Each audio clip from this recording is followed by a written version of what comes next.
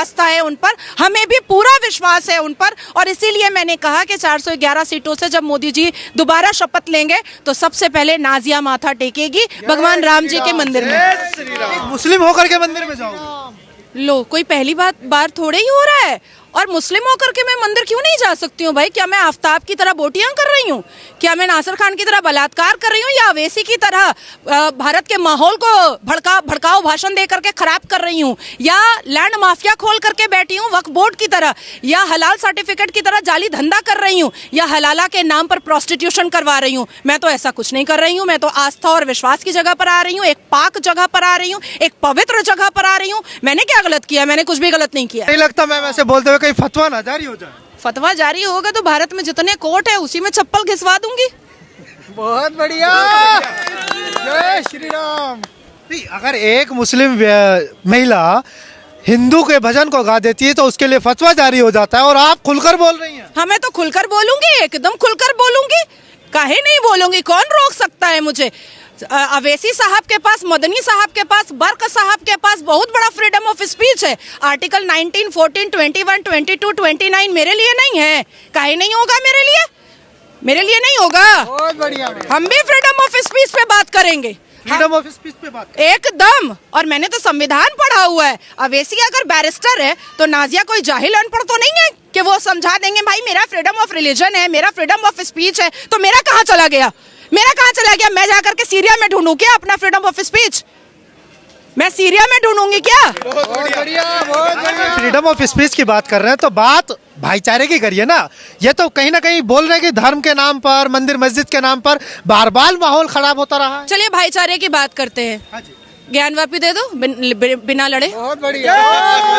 भाईचारे की बात करते हैं, भाईचारे की बात करते हैं ना। सनातनी बेटी श्रद्धा की बोटियां करके आफ्ताब को फिर ससुराल भेज दिया गया जेल। हमारे और आपके टैक्स के पैसे पे उसको दामाद बना करके रखा गया जेल के अंदर। कटवा दो औजार, बना दो नामर्द, क्योंकि इस्लाम तो यही कहता है। इस्लाम तो यही कहता है ना कि बलात्कारियों को नामर्द बना दिया जाए।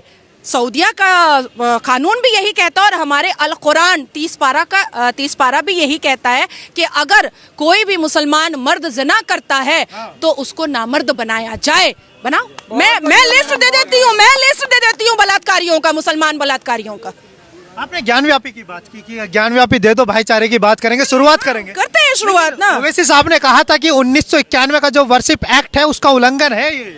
क्यों वहां पर पूजा नहीं हो रही थी? 1717 से वहां पर पूजा हो रही है। जयपुर के महाराजा जी ने जब वहां पर चबूतरा बनवाया था, चौकी रखी थी, वहां से लेकर के 1858 में पहला मुकदमा दायर हुआ था। 1885 में फैजाबाद कोर्ट में सीरियल नंबर 68 केस गया था, और उसके बाद से लेकर के सर्वोच्च न्यायपालिका में जब 2 डेकेड लड़ाई निर्मोही अखाड़ा के साथ और वीएचपी के साथ जब हो रही थी, तो ये लोग क्या अपने मुंह में लेमन जूस लेकर बैठे थे? All India Muslim personal law board लड़ करके क्यों नहीं जीते?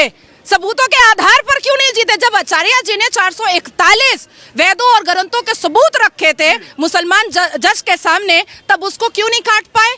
अरे भाई, लीगल भी आप जीते हैं, धार्मिक भी आप जीते हैं, और इमोशनली भी आप जीते हैं। तीनों आधार पर आपकी जीत हुई है। तो अब इसमें क्या हम लोग क्या बोल सकते हैं? और अवैसी साहब जो बोल रहे हैं वो अपना टीआरपी बनाने के लिए, माहौल गर्म करने के लिए ये सब बोलते रहता है। खुद बैरिस्टर है, 5 मुसलमान भी बैरिस्टर नहीं बना पाया। लेकिन मैम, एक तरफ जहां राम के नाम पर राजनीति तो दशकों से होती आई, लेकिन अब सीधा सीधा आरोप लग रहा है कि बीजेपी जो है एक पॉलिटिकल इवेंट ऑर्गेनाइज कर रही है, ये कोई आस्था वास्ता का प्रोग्राम नहीं है। तो फिर अवैसी भी नमाज बिछा करके नमाज जो है अपने सियासत के फायदे के लिए ही पढ़ता होगा, उसी के लिए पढ़ता होगा। धार्मिक, अगर किसी के धर्म को हम उंगलियां उठाएंगे तो हमारे धर्म पर भी तो उंगलियां उठेंगी ना। आप लोग बहुत शरीफ आदमी लोग हो, सनातनी बहुत टॉलरेंस है, बड़ा बर्दाश्त है आप लोगों के अंदर। सही सुनो, बताया जाता।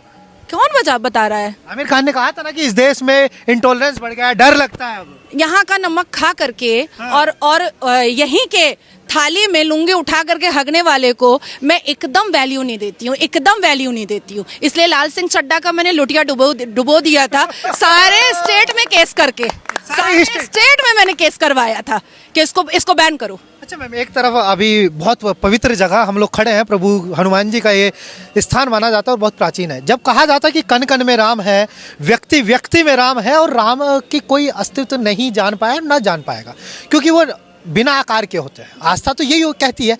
तो फिर जब रोम रोम में राम है, तो इतना पैसा लगा करके एक भव्य मंदिर बनाने की क्या आवश्यकता थी? लोग कह रहे हैं कि एक अच्छा हॉस्पिटल बन जाता राम के नाम पर, एक अच्छा विश्वविद्यालय बन जाता, तो लोगों के लिए फायदा होता ना। कौन सी मस्जिद जो है वो हॉस्पिटल और यूनिवर्सिटी खोल रही है? कोई मस्जिद खोली है क्या?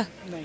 तो कहीं से तो शुरुआत करनी पड़ेगी। नहीं, सारी मंदिरें सरकार को टैक्स दे रही हैं, सारी मंदिरें यूनिवर्सिटी खोल रही है, कैंसर हॉस्पिटल खोल रही है, गुरुकुल खोल रही है। मंदिरें तो बहुत पार्टिसिपेट कर रही हैं, बहुत, और अपने अपने पैसे से पार्टिसिपेट कर रही हैं। और राहुल बाबा के अब्बा जान ने बनवा दिया क्या मंदिर?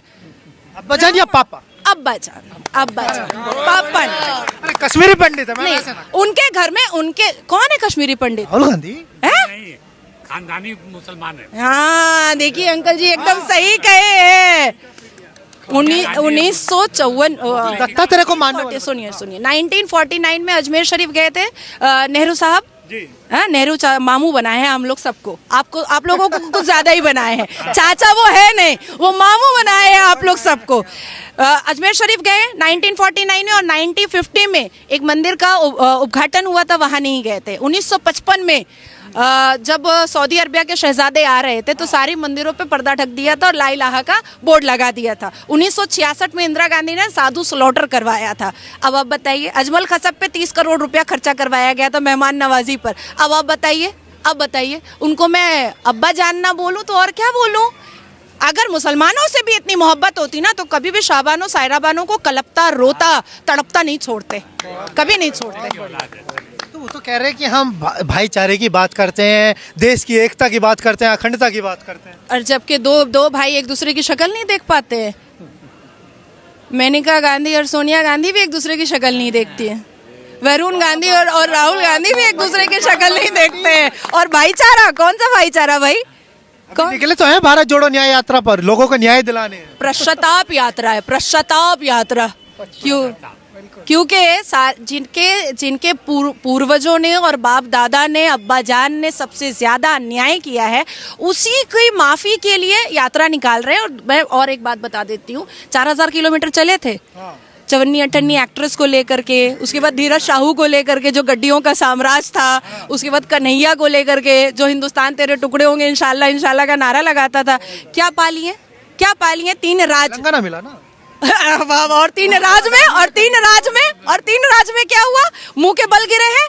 ठीक है, अब उनको थोड़ा और यात्रा करने दीजिए। इस बार एकदम पत्ता साफ, कांग्रेस मुक्त भारत हो जाएगा। कांग्रेस